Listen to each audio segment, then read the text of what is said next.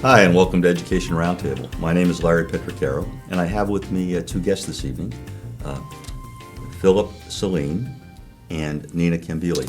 And both of them are liaisons from the student population, basically, in Maplewood, South Orange to the Board of Education. So with that in mind, we're going to talk a little bit about the Board of Ed in terms of how it works, why they were interested in getting involved in it, and how they in their opinion, how they see the priorities established and how they're established, and then maybe a little bit about some of the issues that are kind of roiling around today with respect to things like charter schools and achievement gap and standardized testing. So let me start with you, Philip. What got you interested in being the one of the liaisons to the Board of Ed? Well, currently there are a lot of problems at Columbia and at middle schools and at the elementary schools that need to be addressed, such as leveling, such as AP courses, such as other issues as well. And in order for the student body to improve and fix the school, we need a strong voice, and I felt like I could try to provide that. I don't know if I'm necessarily that strong voice, but I feel like that I can help provide the school system with that voice. And with that input, I presume. Yes. And Nina, how about you? Well, in 8th grade, I was involved in these protests. It was about a staff matter at SOMS, and Mrs. Wright, Joanna Wright, the board co-president, I believe, she just kind of got me really interested and aware about a lot of the issues in our district, and it's kind of been on the back burner in my mind for a few years, and then finally last year I realized this is an amazing opportunity to take all this stuff I'm so passionate about and, make something of it. So that's how I got involved. Yeah, passion will come in handy, I imagine. So so you've been to a few of the board meetings. Do you try to go to all the meetings, and each of you? Should I start? Yeah, we'll start with you. Yeah, I try to go to every board meeting, even if I can't. Even though I'm the alternate, I try to stay as long as possible. Sometimes I'm not able to, but as long as I go to everyone, I feel like I have a somewhat clue about what's going on relative to the Board of Education, and that's it. Sorry. Well, nothing to be sorry about. And you, Nina? You try to get. You have to Yeah, get to them. I have to be at every meeting. Yeah. So. And do you have to stay for the entire meeting, or what? No, they've actually been really understanding about that because I have to be at school at 7:30 sometimes, usually 7 for student council meetings the next day. So they're like, you can leave at 11, but I really do try and stay for as long as I can. So you're on the student council as well? Yeah, it's like kind of they're beginning to reintegrate the position back into student council. Oh, okay. So you're in the student council as the board liaison. Yeah. And likewise, you, Philip? I'm part of student council, but I'm the secretary for my class as well.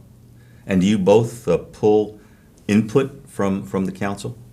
Oh. And the kind of things that you mentioned before, some of the issues that you see is we have to address. I mean, these are issues I think nationwide that have to be addressed for the most part, but are these the same things that the council sees, or are these things that, for example, you particularly, Nina, see, or does the council more or less agree with you in your assessment of what you see as the issues?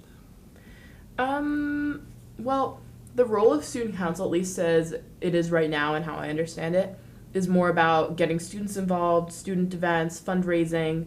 So I'll bring to them issues about access and equity, for example, and they're all very glad to hear it because they're all also super passionate, involved people. So obviously they're really interested in what's going on in the district. But student council doesn't necessarily have like the power or like necessarily the tradition, I guess, of like entrenching itself in the same political issues as the board. I don't know if that made sense, but No, it does. Yeah. It does. So the student council has a defined role, at least historically and traditionally. That role has been sort of divorced from some of the more the educational or the political issues, if you will, that are roiling around the board or the community. Mm-hmm. Okay. Now, you've both been to meetings. Let me start with you, Philip. Do you think the meetings are run effectively? Do you think the account, the Board of Ed actually addresses some of the issues that both of you seem to think are important and that are generally in the news? Or does the Board of Ed tend to, more or less listen to who has the loudest voice and try to address, problems that may not be of a, let's say, significantly important nature, but kind of a, there's sort of a micro nature, if you will, but passionate in some areas? Does the squeaky wheel get the grease, or do they really look at the long-term strategy of needing to address some of the issues that the district has to deal with? Well, it's difficult to ascertain a definitive answer to that. Okay. But relative to the Board of Education, I see that they try their best, but that not necessarily cuts it. Like, for example, de-leveling or the leveling issue, they release a new equity report, but I feel like it's ambiguous and they don't really say how they plan to implement it. It's very, I would say, broad language, and when they're going to plan to implement it. And as a result, I feel like they fail in that element, even though they're moving in the right direction.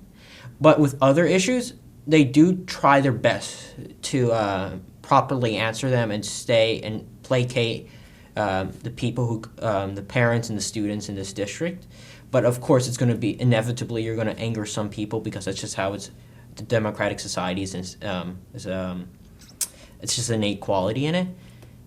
But I can't really provide a very definitive answer to that. I would say it varies from issue to issue. Yeah, well, the universal answer, it depends, right? Yeah. And I think it's also a really difficult question because obviously it's a huge job that they have. Mm-hmm.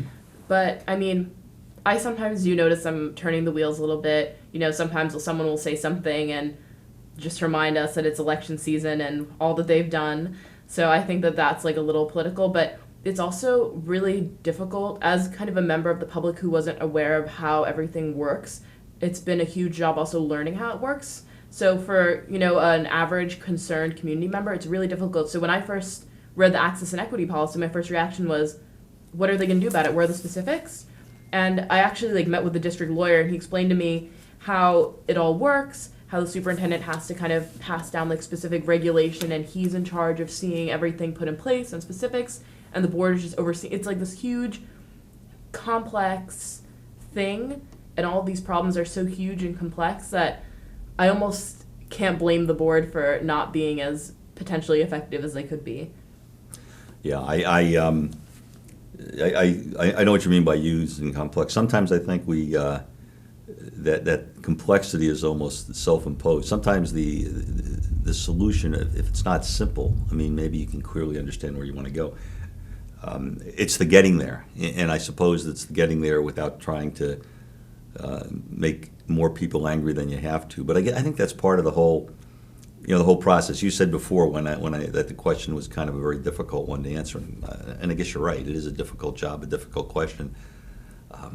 But I think are the questions that we have to grapple with. Now, you both mentioned access and equity. You mentioned it was something that you saw the report. You didn't really, you were a little underwhelmed, I guess, by the board response to it and the ambiguity in the report itself. And you mentioned, Nina, also access and equity. So that must be an issue that is that an issue on the top of your list? Let me start with you, Nina. What's the basic? What are we basically talking about with access and equity? So the access and equity policy, at least how I understand it, is kind of addressing, of course, the whole ACLU complaint and the Department of Education agreement. And in terms of its significance, I guess, obviously at this time in our country, I think that people are really, really invested in it. So, I'm trying to think of what else to say about it. Well, you say, but backing up a little bit, access and equity, is this, we're not talking income inequality here. Are we talking access to AP classes? Are we talking, when we talk about equity, are we talking about the measurable differences between the way black students and white students seem to either score or wind up being disciplined and things like that? So is that what we're talking about, or are we talking about something different? The policy itself is really vague, and it basically just says that any student who wants to take any class is basically welcome to, and the district will do everything in their power to make sure that they can get into that class, and that's addressing issues where the district was cited for basically barring students based on race from how it appeared based on data and testimony. So it's really talking about race. They don't really say it in the policy, but it's talking about race. You agree, Philip? Yeah, I would have to agree with that statement. The Access and Equity Report, the recent one is a response to the ACLU lawsuit and the fact that the classrooms are pretty segregated. Heard that, yeah. Yeah, and that creates a big problem where you essentially have students, like you can definitely tell the level of the class from the students, and the color of the students, and that's a big problem right there. But my primary concern with this whole leveling issue is how, if you look at these classrooms that received of the lower levels, they kind of ostracize the students and you know what, we understand you're not able to. They sort of just ignore the students, like they put them in a convenient place for them to forget about. And the Access and Equity Report is an attempt to remedy the solution, but I don't know how effective it will be. Yeah, and can I just kind of piggyback off of that? Sure. One of my first reactions at the board meeting, first of all, it was so late when they did their first reading of it, and they asked me to comment on it, and I couldn't muster up anything genuine enough, and it's one of my big regrets. But I found that the reaction was very self-congratulatory, which I did not really like, because after the SAGE consultants, who were the consultants in charge of basically assessing what the district needed in terms of a better access and equity policy, they made all these recommendations in August, and the board kept on asking for specific policy recommendations, and a lot of people who I've talked to about it said that that's the board's job and that they were asking for something that was really their job. And also the policy and what their belief of how we should fix access didn't really align with a lot of people's concerns about access and equity, about not ostracizing kids with learning disabilities or who are just in lower level classes, about starting elementary schools to really change the culture. The board didn't seem as concerned with these real issues that a lot of people seemed really invested in. So I think it was a step in the right direction, but in some ways it might have also been a disappointment. But that's just my personal opinion and based on people I talked to. Well, I think this, I know actually last year you were a guest, and I don't know if we talked about the issue of leveling or the issue of grade levels, if it was that particular show or it was a later one that unfortunately you were ill. But I know either you or your compatriots were talking about the fact that this all begins in elementary school. Now, does this access and equity policy, or the reading of it, I mean, are they looking at trying to solve a problem at the high school level by trying to implement something at the high school level when in effect they need to implement something that's going to be taking place in the first grade? I mean, I think that if you just look at sociological studies, if you listen to people at the countless meetings that we've had for the community, the resounding thing is this is an institutional problem and it needs to be nipped at the bud, which means at the elementary level, but the policy itself only speaks to fixing issues in leveling, so it's kind of fixing the symptoms rather than kind of going to the root of it. So that's where I'm really disappointed with the board, and I'm really trying to get that out there the next time it comes up at a board meeting or with a board member. But no, I'd like to follow up on that when we're going to have to take a break in a minute, so we'll just stay here until we come back. But I think I'd like to follow up on that because I think you've hit on something which is kind of dear to my heart. I'll tell you in a minute. So if you'll stay with us, we'll be back in a minute.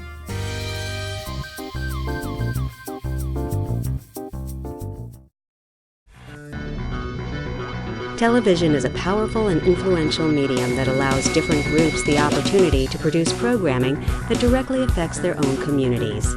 Public, educational, and government access channels ensure that all people, regardless of race, age, gender, disability, religion, or economic status, have access to local government information and the use of a public communication forum.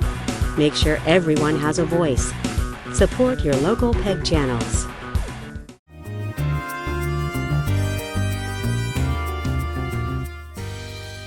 Hi, welcome back to Education Roundtable. This is Larry Petricaro, and I'm here with my guests, Philip Celine and Nina Cambili.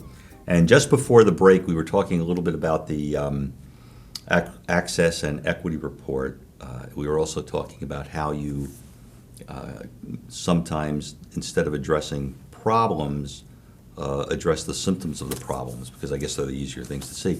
So why don't you, Nina, go ahead and expound on that a little bit, because that is, as I said, that's sort of a subject dear to my heart, because in my experience, I found that in business and just in personal life, that too often people stop at a symptom thinking that's the problem without thinking further about what it is. So if in fact we have a policy which is going to be implemented only at the high school level, your point, I think both of you earlier, was that we're really not addressing the problem where the problem can be solved.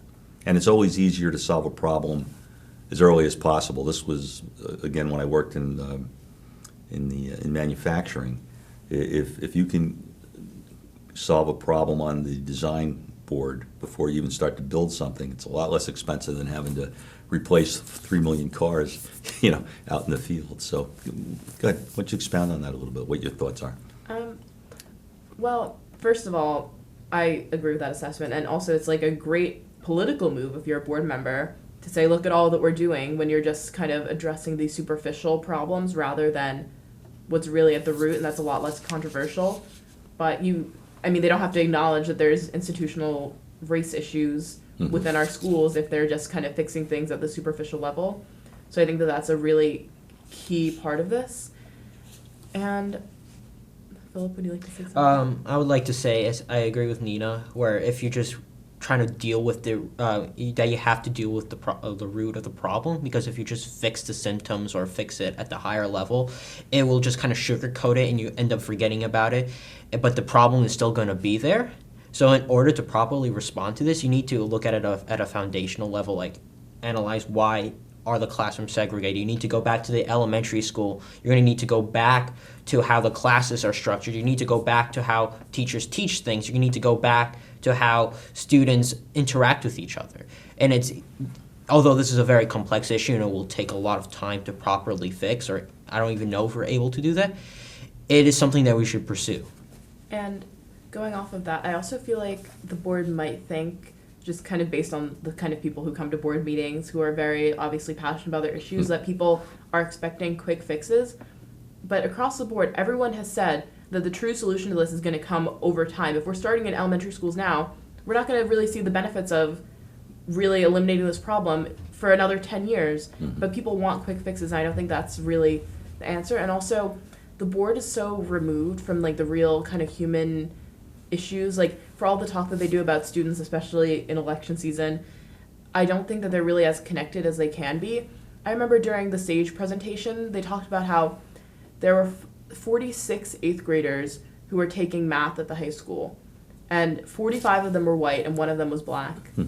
And I don't know if anyone else on the board had the same reaction that I had, of either identification or even just empathy for being the one African American student in two classes filled with only white people, and like that urge to change things, that urge to really solve the problem that could create a world that would put a child through that kind of thing. Like, I feel like there needs to be some kind of reconnection with the community about these kind of issues, at least. I would like to add that I totally agree with that, but I want to go back to how this leveling issue has been around in this district for around 20 years, and it's Easily. And it still hasn't very changed that much. Like, they kind of change a little here and there, but ultimately the problem is still there. And if we don't try to fix it, our classrooms are still going to stay segregated. They're still going to, maybe next year, there will be ineloquency, I'm sorry for that. Next year, there's still going to be segregated classrooms, and if we don't try to fix it, it's going to stay that way. I know, of course, there's no quick fix for this, but we should still strive to somewhat accomplish integration. Well, don't they, what is it, your reach should exceed your grasp or something? I forget the exact term, but yeah, you have to strive for something you almost need to strive for something that's unattainable, so that you get the best element and the best resolution you can. Because I've always been afraid that if you keep setting your expectations and your goals to something that you know you can achieve, then you may just keep setting them further and further downward. Now, doing what you suggest, though, is, I don't know what, I like you, I don't know what comes of it, but I think that's the right thing. And it's, on the surface, it would seem when you start kids in kindergarten or start kids in the first grade, that there must be some way of providing the opportunity, if you will. I mean, you talk about leveling. I mean, from my point of view, and I think from many people's point of view, this heterogeneous grouping, which is basically what leveling is, seems to make some sense in terms of providing the best education for students that can achieve it, and probably making it easy for the teacher. Whether that makes it the right thing to do or the wrong thing to do, I don't know. But you're right, this has been on a long time. I had served on the board back, I think, in 1999, roughly that time frame. And we're still talking about the same thing. In fact, I don't know how far back you would have to go to find that we're really talking about anything different. And leveling back then was a big concern. But thing that I remember about leveling was that, and from some personal experience, what wasn't so much that you could put a kid in levels 3 or 4 or 5 or wherever you wanted to put him, but they seemed to get stuck in that level. There didn't seem to be a mechanism for allowing movement out or up. At least that was the opinion and the experience that I had back, when I had kids in the district. I don't know, does that seem a fair statement that you get trapped in a level as opposed to being able to get out of a level? Yeah, I would say that's a fair statement, but my primary concern with levels is that they treat the students in the lower levels as if they're not intellectually capable Yes. of attaining a higher level. Yes. And I've met very smart students who are in those lower levels. They just don't do well because that's how the process is very standardized and only appeals to one specific mindset. And we forget that there's different sets of mindsets, there's different sets of learning methods. And we sort of just, as I said before, we sort of just ostracize the kids in the lower levels and think that, if they're not doing well, it's just because they're just not capable of doing well. They don't work hard enough, or they're not capable of forming complex theses or analysis. But they are. They are obviously capable. I have friends who are in lower levels, and they're very intelligent, and there are some that are more eloquent and articulate than I am, but they are not in the higher levels. And I think that what you were talking about kids getting stuck in levels is so tied to what Philip was just talking about with the mindset that we have in leveling. So, you hear kids saying, well, I don't want to be in a class with disruptive kids. But being disruptive or having a behavioral problem has nothing to do with your ability to achieve academically. It has nothing to do with your ability as a writer or, as a mathematician or something. So we're using levels as a punishment tool if you really get down to the root of it. So that's just talking about a fundamental issue in leveling, and we're using levels as a punishment tool for not adhering to the same intelligence methods as, maybe is what is valued. And I don't know, I think that we really need to not say, okay, how can we get more kids into AP, but say, what does it even mean to be an AP student? And then how can we encourage these values from earlier, and how can we encourage these ways of thinking and intelligence from earlier if they're truly what is valuable and what is good, and get students up to that level. You see, that's a very, I think, appropriate way to look at things, because that kind of illustrates what we were talking about before. Sometimes we don't ask the questions to go far enough back to find out what we're really trying to do. If you just want to be in AP classes, I suppose you could put everybody in AP classes. Some would pass, some would fail. But your point, Nina, is to, what are we even trying to do there?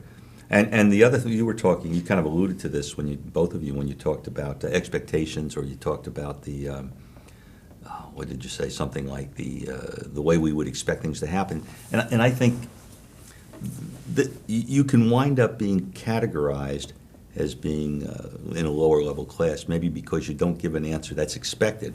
But the funny thing is, that doesn't mean it's not a right answer. There can be times when and I see that where you'll ask somebody a question and you expect the answer to be blue and they say green, but if you really think about it, that's actually a right answer, and you have to be careful you don't put yourself in a position, and I guess the district has to be careful, it doesn't put itself in a position where it's so stratified in what it expects that it loses sight of, as you pointed out, loses sight of, let's say, basic intelligence and capability. Part of the problem is that we treat, as I said before, we treat levels as just indications of intelligence, but rather I think instead of using levels, we should use more a grouping for people who learn in a specific way, like a more tactile approach or a more, or as I said before, a more tactile or a different type of approach. And unfortunately, our school district, as I said before, only has one specific mindset. And they, as you alluded, said that they only look at one answer for like a question that has multiple answers. But I don't think it's specific to this district. I think it's how our educational system is structured nationally, how we're so concerned with standardization and how we're so concerned with creating like carbon copies of students who perform a specific way that we forget why education is there in the first place.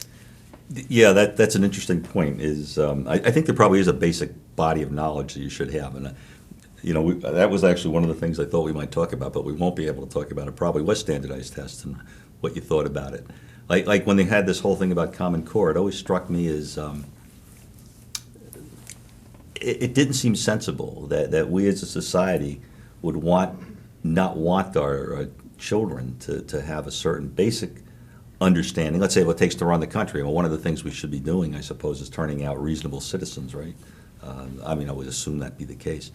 But, things like that, nationwide, we should have some commonality, which I don't think we do. But as standardized tests go, and the things you were talking about in terms of that mindset, I think what that requires is probably, more of a change in how we teach. The students aren't going to change. I mean, they're going to be starting kindergarten. Students are still going to be getting born. We're going to have new students coming through all the time, and unless there's some abrupt change in human nature, they're going to be the same as they've been for a very long time.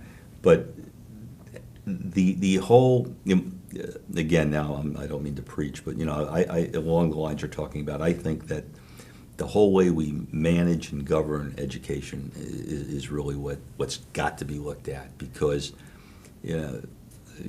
like it or not, education's really become a big business as much as anything else, and businesses are in business to stay in business. So I think I don't know if you would agree with that, but I think that it's probably got to change at the teaching level, at the management level. Yeah, and I mean, kind of on the same line is that I think a lot of people are probably or would be wary of, changing everything, but I really think that the question is why not? We pride ourselves as a community on being so forward-thinking, having such passionate community members who are always ready to step in, and I think that if anyone's going to do it, it could be us, and it could be us setting an example. And I don't know, I really actually do think that it is feasible to kind of start an educational revolution of sorts in South Orange Maplewood. I see nothing holding us back from really thinking intelligently about where we want to go with education and like the future of our country and our citizens and so on. Okay, well, I'll tell you where we have to go with the future of the show. We have to stop because we're finished. So thank you for joining us on Education Roundtable. Nina, Philip, thank you so much for joining me. I really enjoyed the conversation.